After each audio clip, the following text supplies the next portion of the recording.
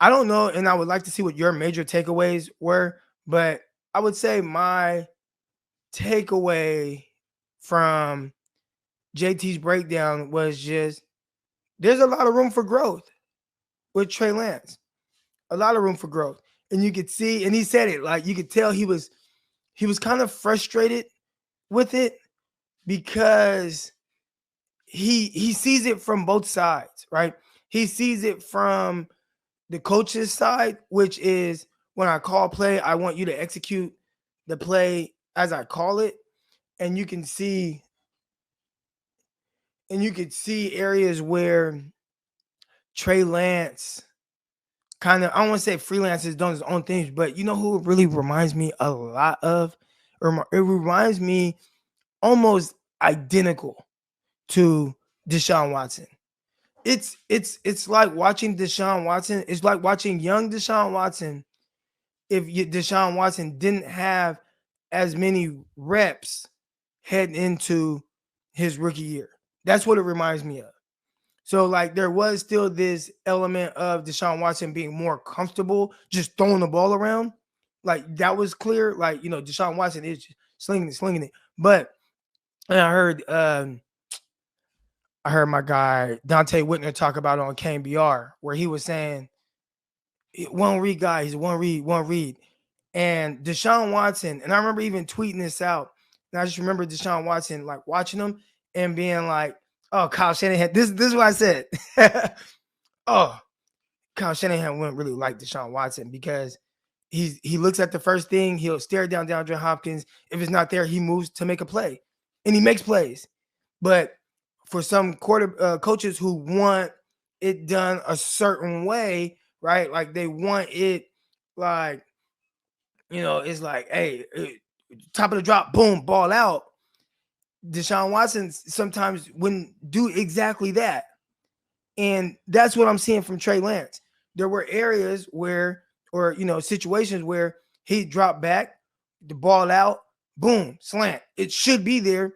He was a little hesitant. Now, obviously, and as you could see in that breakdown, and then when you listen to guys, he settled down in the second half and maybe start getting to those things. But I do think that's going to continue for the most part. It's going to continue to kind of be a thing where he's not 100% sure what he sees from the other side. That's evident. All right.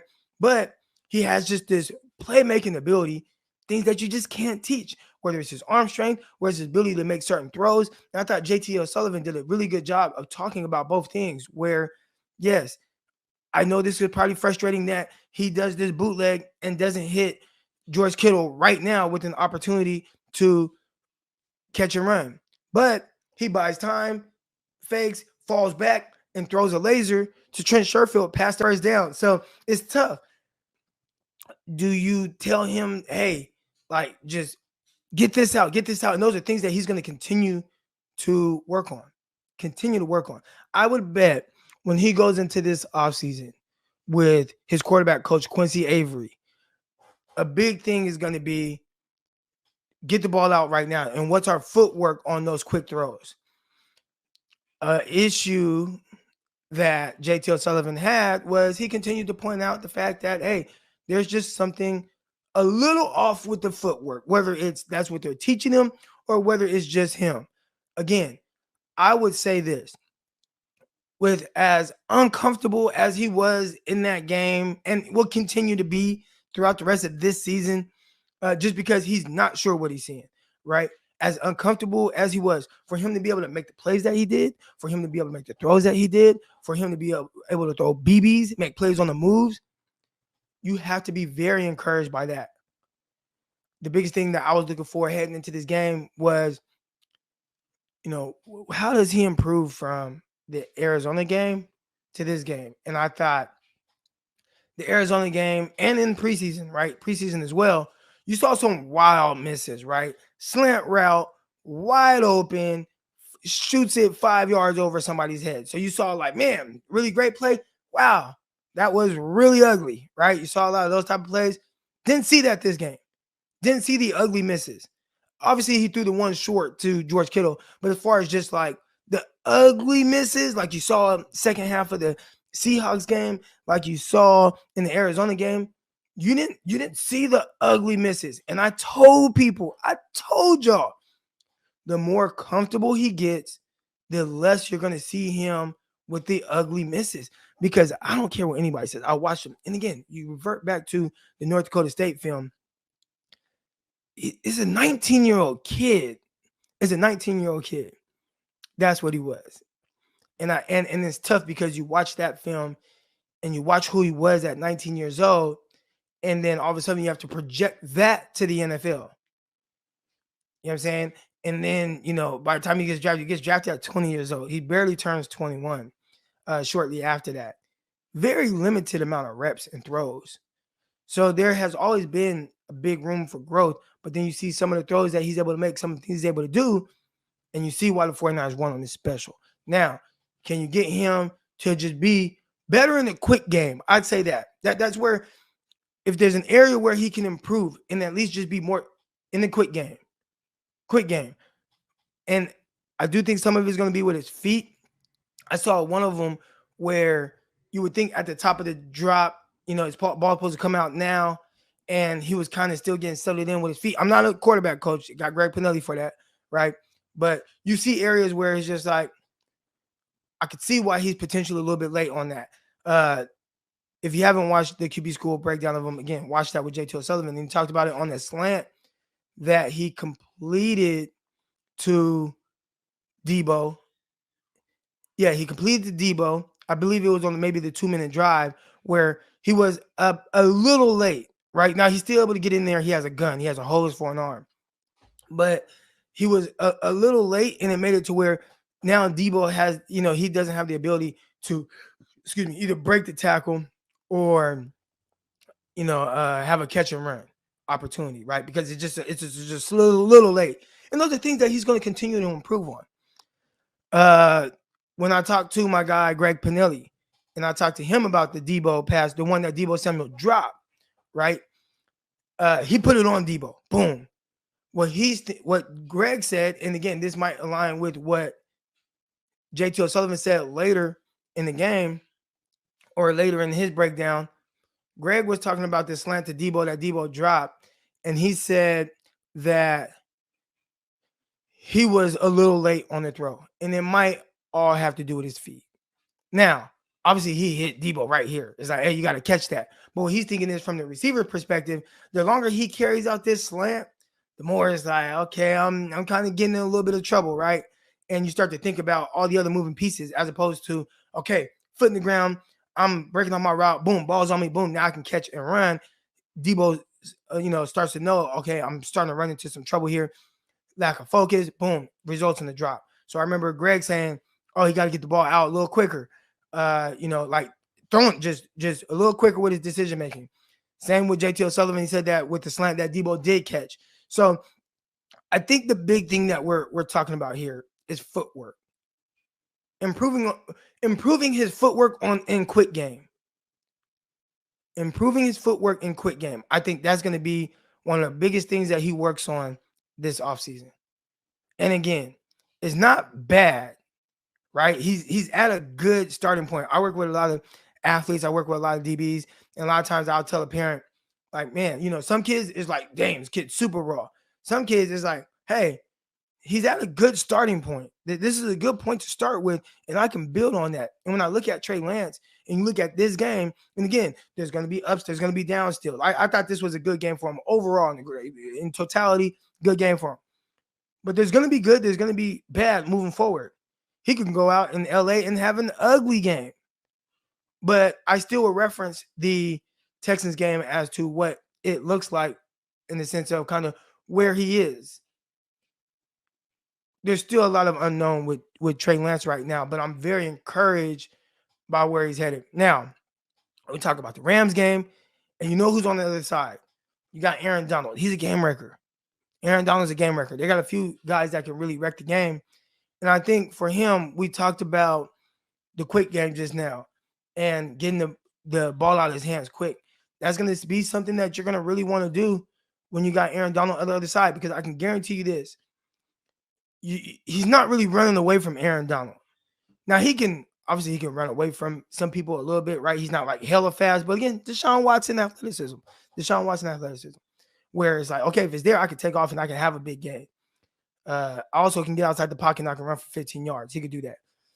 Is he, not Lamar Jackson, not Kyler Murray or anything like that. All right. But definitely he can run.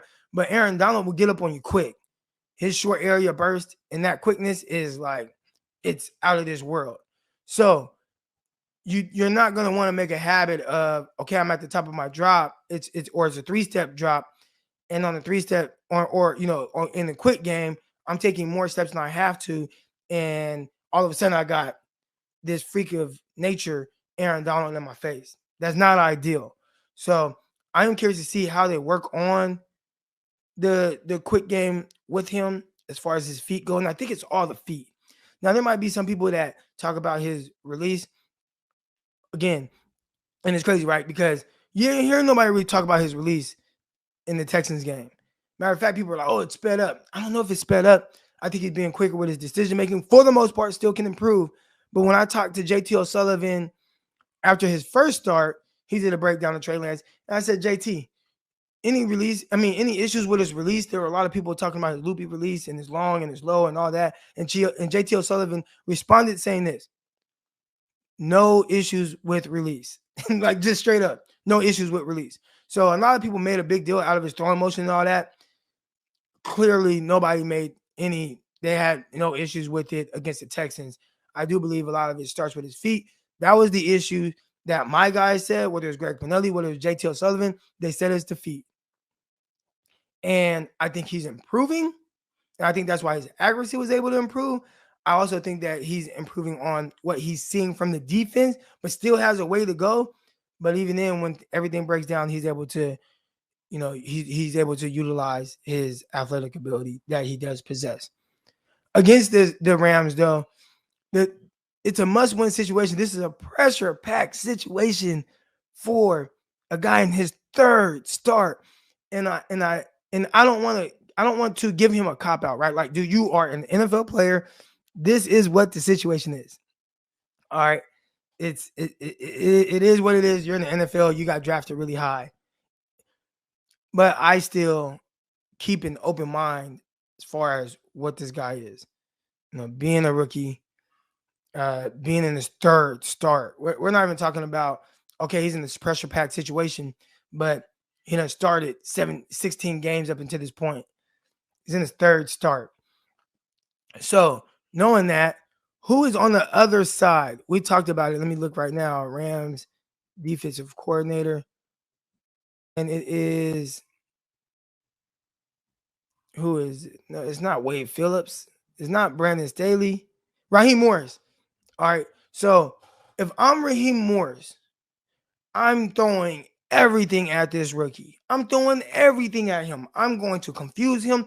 I'm going to disguise everything. I'm sending blitzes. I'm sending everything at him. And those are a lot of things that he had never seen before. And that's a tough thing when you're playing a rookie. There's so much unknown. There's so much that he hasn't seen. And on the fly, he's going to have to figure out, how do I handle this? Like, how do I handle this? If I see this coming at me, but then he drops back and then they come off this side. I've never seen that before. How do I react to that? Those are the things that's going to give him, I don't want to say give him trouble, but I definitely expect him to have some weird moments. I expect it. Yes, Raheem Morris was the former Atlanta coach. I also believe he was the head coach for a little bit for Tampa Bay. He's been a defensive guy for a long time in the NFL. So, he done been there, seen it, done that with everything around the league. Raheem Morris is going to throw everything he has at this rookie and give him a lot of looks that he had never seen before. A lot of looks. Different stunts, looks. And what you want to try to do is freeze the young rookie within his thought process. That was one of my things why a lot of people are like, who would you rather start, Jimmy Garoppolo or Trey Lance? And my thing is like, well, are they both 100%? Because I know that regardless of what Jimmy G does, and I understand who he is, and I know he's gonna have some weird moments. I also know he didn't see everything. So you even might get him, but I think it's not gonna rattle him, and he'll be able to judge. With a rookie, there's still that unknown. So I am excited to see it. I'm excited to see him against the Rams. I don't think that the stage will be too big for him. He seems like somebody that the way he carries himself is like, yeah, I got to settle down like anybody else, but I'm gonna be all right. I'm gonna be all right.